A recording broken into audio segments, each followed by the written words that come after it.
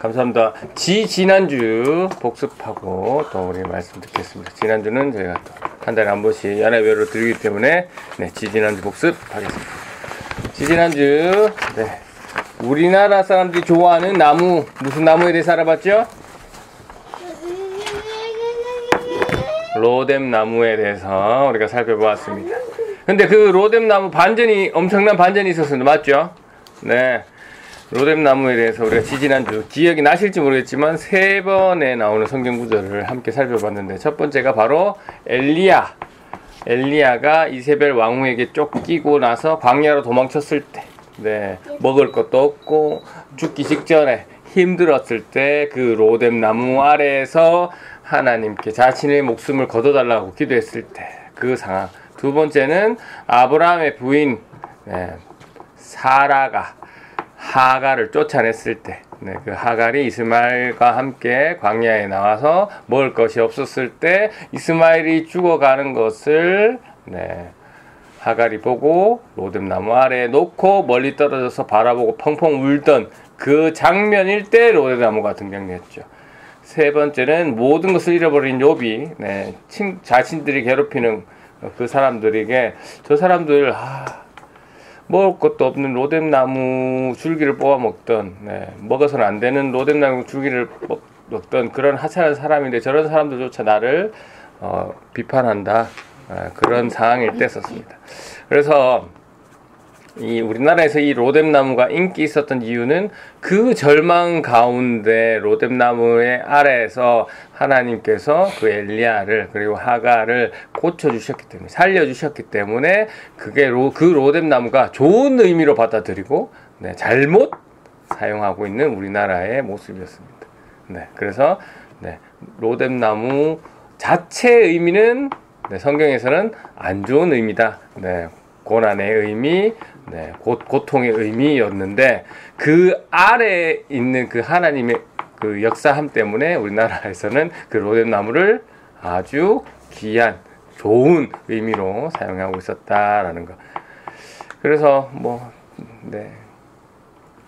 로뎀 뜻 절망, 비약한, 아니면 죽음이 놓고 싶을 때 쓰이는 그런 의미였다. 시궁창 같은 의미였다라는 거. 자, 그렇습니다. 그래서 그래서 우리가 로뎀 나무 아래에 하나님의 은혜가 있는 거지, 로뎀 나무 자체는 아무 급이 없다라고 했습니다. 오늘은 이어서 한국인이 제일 좋아하는 로뎀 나무 말고 유대인들이 제일 좋아하는 나무를 준비해봤습니다. 그 나무 이름 뭡니까? 에셀나무. 에셀나무입니다. 에셀나무. 우리 좀 생소하실 수는 있는데, 저도 유대인에게 익숙한 나무, 당연히 다윗과 솔로몬 때문에 백향나무 정도, 아니면 쥐엄날매 이렇게 생각했는데, 알아보니까 에셀나무. 저도 이번에 공부하면서 알았습니다. 그래서 어떻게 생겼는지 주보에 보시면 그렇게 생겼습니다. 크죠? 사람들 크게 비유해서 봤을 때도 크죠? 우리가 지난주에 봤던 로뎀 나무는 거의 가시넝쿨에 키도 작은 그 친구였지만, 얘는 어마어마하게 큰, 한 10m 정도 자란다더라고요. 그 정도 큰 그런 나무입니다.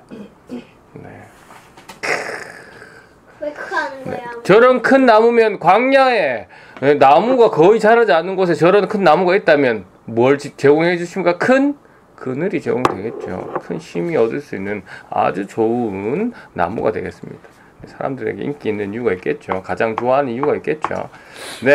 성경에서 광야의 의미는 뭐라고 했죠? 시험, 고난, 훈련, 그런 연단, 이런 의미겠죠. 그래서 그 고난과 힘듦 그 상황에서 저 앞에 있는 에셀나무를 본다? 그러면 기쁨, 행복, 쉼, 우리가 진짜 로뎀 나무에서 생각했던 그 쉼을 이 유대인들은, 이스라엘 사람들은 이 에셀나무를 보고 느낀다는 거예요. 그래서 왜 이 에셀나무가 하나님의 쉼, 하나님의 은혜, 하나님의 안식으로 의미가 가지게 되었는지 우리가 오늘 살펴보면요. 처음에 아까도 말씀드렸지만 이 크기가 10m 아주 높이 큰 나무로 자라기 때문에 당연히 그늘이 생길 것이고, 그 사막에 숨이 칵 막히는 그 상황에 네, 그 에셀나무 아래는 어마어마한 쉼 공간입니다. 네, 저도 일을 할 때 네, 햇볕을 가리고 하는 거랑 그냥 땡볕에 바로 일하는 거랑 어마어마한 차이가 있거든요. 네, 네, 제가 제일 최근에 지금 많이 경험하고 있는. 네, 그래서 이 에셀나무가 얼마나 큰 쉼을 제공하는지 제가 몸소 체험하고 있습니다. 네, 그래서 첫 번째로는 큰 그늘을 주기도 떼고, 그 다음 세 번째 사진 보시면 그게 나뭇가지입니다. 에셀나무의 나뭇가지를 제가 확대해 놓은 건데, 끝에 뭐가 매달려 있습니까? 땡글땡글하이. 이슬. 와, 어떻게 맞췄죠? 말도 안 했는데? 그렇군요. 이슬이 그렇게 맺히는 겁니다. 새벽에 이 친구가 왜냐면 얘가 잎이 짜답니다. 소금기가 있어서 끌어당겨가지고 얘가 이슬을 새벽에 맺고, 이거를 하루 종일 각 품어 있다가 뜨거운 열기가 있으면 그걸 반추하면서 그 온도 차가 있어서 이 나무 아래는 네, 다른 데보다 훨씬 더 시원하다고, 네, 상대적으로 많이 시원하다고 합니다. 그래서 이 사람들이 좋아할 수밖에 없는 거죠. 네, 네. 그래서 실제로 강야에서 제일 오래 버티는 나무, 그 다음에 위로도 10m지만 밑으로는 30m, 뿌리가 30m까지 내려가서 네, 물을 잡을 정도로 어마한 네, 생명력을 네, 상징하고 있는, 실제로 그렇게 살고 있는 네, 있습니다. 그래서 관련된 성경 구절 한번 읽어보겠습니다. 에셀 나무가 나오는 성경에 3번, 4번 정도 나오는데요. 오늘은 대표적인 한 구절만 보겠도록 하겠습니다. 창세기 21장 33절 제일 밑에 있습니다. 시작. 아브라함은 베르세바에 에셀나무를 심었습니다. 아브라함은 이곳에서 영원토록 살아계신 여호와 하나님의 이름을 부르며 경배드렸습니다. 아멘. 아브라함은 어디에 에셀나무를 심었다고요? 브엘세바. 네, 브엘세바는 지역 이름이죠. 브엘세바는 이스라엘 지역의 제일 아래쪽에 있는, 네게부 광야의 한가운데에 있는 그런 지역입니다. 그곳에, 네, 창세기, 우리가 21장, 지지난주에도 제가 이 21장 내용을 했는데, 요 앞장에 무슨 내용이 나오냐면, 여기 무슨 내용이냐면, 사라가 이삭을 낳고, 이삭을, 하갈의 아들 이스마엘을 괴롭히니까, 그걸 사라가 보고 쫓아내는 그 장면이 나오고, 그래서 광야에서 죽으려 하는 그 장면이 나오고, 바로 이어서 나오는 이 구절입니다. 그래서 아브라함에게 이 아비멜렉이라는 자가 찾아옵니다. 이 아비멜렉은 당시 그 지역을 다스리는 왕격, 네, 통치자입니다. 네, 그래서 이 아비멜렉이 자기가 데리고 있는 군대 장관을 데리고 아브라함에게 옵니다. 그리고 왜 왔냐? 동맹을 맺으러 왔습니다. 동맹. 네, 왜 동맹을 맺느냐? 여러 가지 이유가 있지만 아비멜렉의 입장에서는 보면 지금 아브라함의 세력이 점점 커지고 있고요. 첫 번째로. 그 다음에 이 당시 생계를 이어가는 것은 농업이 아니라 목축업이었습니다. 목업. 네, 목축이었습니다. 그렇기 때문에 뭐가 중요하냐? 우물이 중요했단 말이죠. 우물. 네. 그래서 그 우물을 가지고 이 아비멜렉의 사람들과 이 아브라함의 사람들이 여러 번 다툼이 일어납니다. 그래서 그 갈등의 원인도 있고 그걸 또 해결해야 되고, 그리고 여러 가지 이유도 있었지만 가장 큰 것은 아비멜렉이 하나님, 아브라함이 믿었던 하나님을 경험했다는 사실입니다. 언제 경험했느냐? 20장, 지금 이 내용은 21장인데요. 창세기 20장에 보면 아브라함이 이 아비멜렉의 땅에 오면서 그 지역 사람들에게 자신의 사라를 뭐라고 소개했죠? 아내라고 했습니까? 아니죠. 누이라고 소개하면서 아비멜렉이 누이가 있어. 그러면 뭐 동맹의 차원에서 데리고 와. 내가 한번 결혼해서 동맹의 평화 이렇게 하려고 했으나, 그날 밤에 하나님께서 아비멜렉의 꿈에 나타나서 사실을 알려주시면서 아비멜렉이 아이고 다행이다. 내가 범죄를 저질렀으면 죽을 뻔했구나. 그 하나님을 경험하잖아요.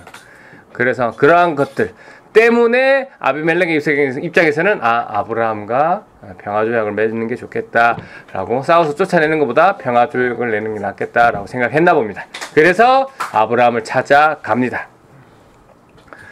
그래서 평화조약을 맺잖아요. 그래서 평화조약을 맺는데, 맺고 난 언약의 증거로 아브라함은 아비멜렉에게 소와 양을 줍니다.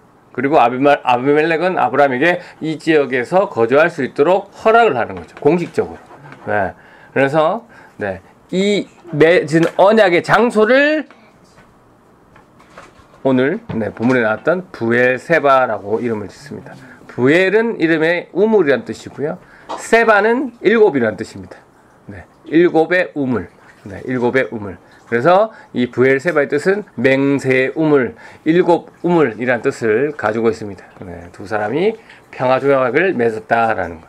그리고 그 다음 네, 뭐라고 하셨습니까? 아브라함이 그 부엘세바에서 에셀나무를 심고 그 다음에 아브라함이 영원토록 살아계신 하나님께 뭐 한다 했죠?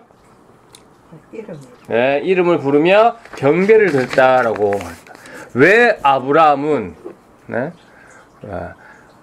아비멜렉과 평화조약을 맺은 그 장소에서 하나님의 이름을 부르며 경배를 드렸을까요?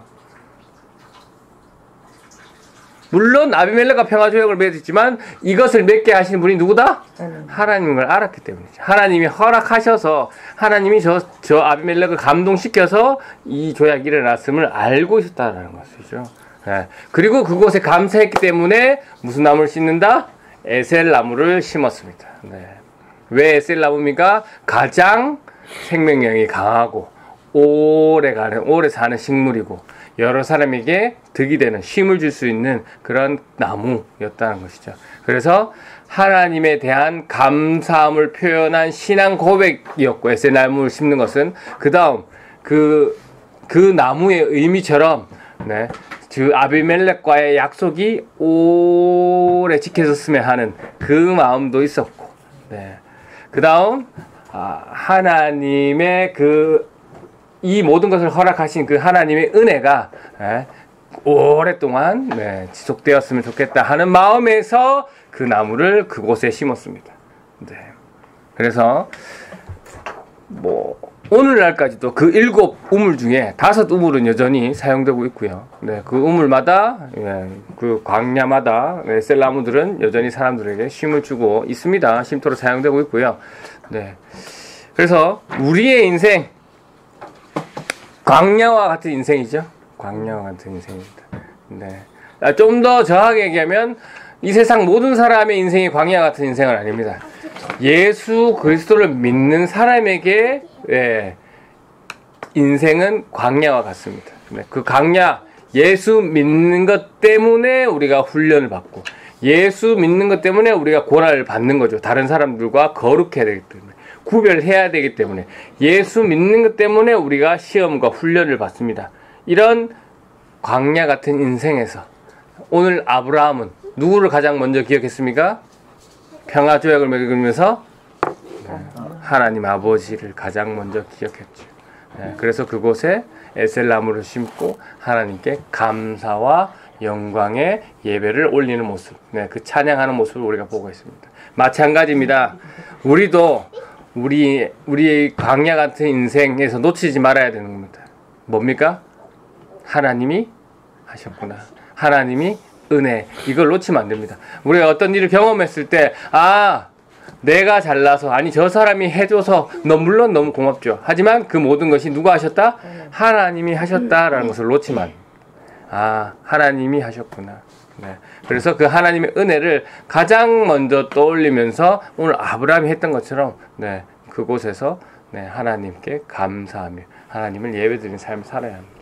네. 그래서 아브라함이 그곳에 살도록 허락받으면서 우물에 같이 심겨진 우물 옆에서 그 웅창하게 그늘을 지고 있는 그 에셀나무를 보면서 계속 누구를 생각했을까요? 그렇죠. 하나님을 생각했겠죠. 그 하나님의 사랑을 생각했겠죠. 하나님의 은혜를 생각했겠죠. 네. 그리고 그 사랑에 감사했을 겁니다. 네. 그런데 우리 그리스도인들이 하는 실수 중에, 비슷한 예는 아닐 수도 있지만, 수많은 사람들이, 만약에 이제, 방금 이 본문을 그대로 예를 들어보자면, 아브라함이 에셀나무를 우물 근처에 심었잖아요. 그리고 우물 근처에서 사람들이 물을 먹고 에셀나무 그늘에서 치고 있는 것을 보면서, 야, 저거 우물 내가 팠잖아. 저 에셀나무 내가 심었잖아, 옛날에. 그래서 사람들이 그런 조금 자랑하고 싶은 마음, 그런 모습이 있잖아요. 그래서 본질은 정말 하나님께 너무 감사해서 심었던 나무고 심었던 팠던 우물인데 이게 시간이 지나면서 그거에 대한 감정은 잊어버리고 감격은 잊어버리고 저거 내가 팠잖아.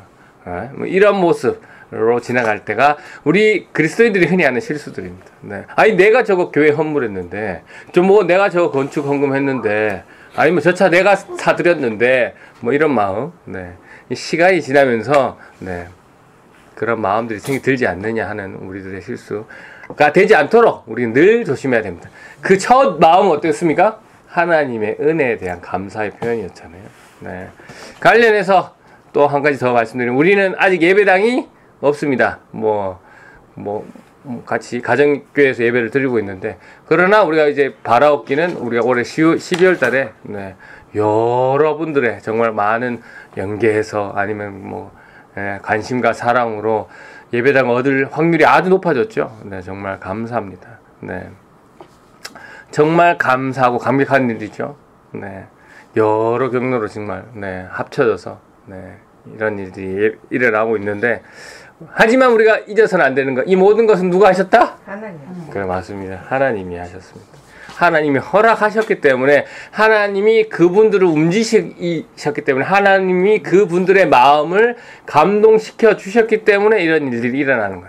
그래서 우리가 그분들께도 너무너무 감사해야 되고 하지만 그것을 허락하신 하나님께는 더욱 감사해야 됩니다. 그래서 아브라함이 에센 나무를 보면서 계속 하나님을 기억했던 것처럼 우리가 앞으로 생길 그 예배당을 보면서 네, 하나님의 은혜 그리고 도와주신 분들의 은혜를 잊지 말고 계속 생각해야 됩니다.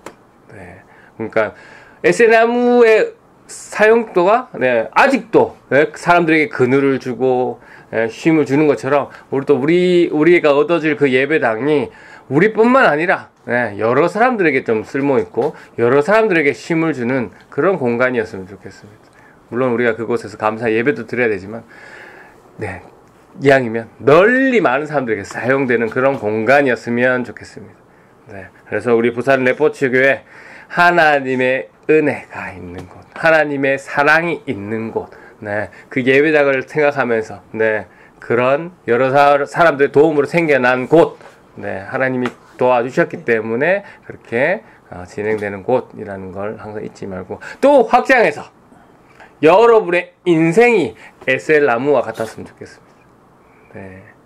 여러분의 말과 여러분의 행동이 예수님과 같아서 큰 나무와 같아서 다른 사람들이 여러분들의 행동을 보면서 쉼을 얻고 여러분의 말을 통해서 안식을 얻으면서 그 그늘에서 많은 사람들이 예수의 향기를 느끼고 예수라는 분은 잘 모르겠지만 저 사람을 보니까 예수라는 사람은 믿을 만한 사람이구나. 저런 모습의 예수라면 나도 믿고 싶다라는 그런 통로가 되는 그런 인생이었으면 좋겠습니다.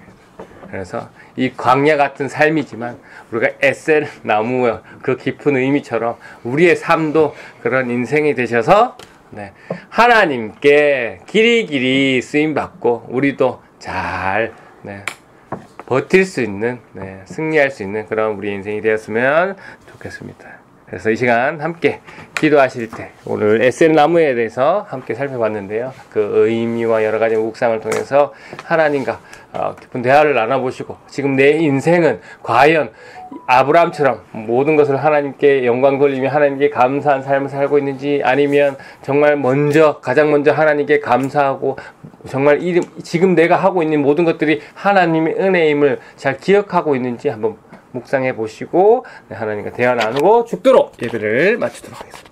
기도하겠습니다.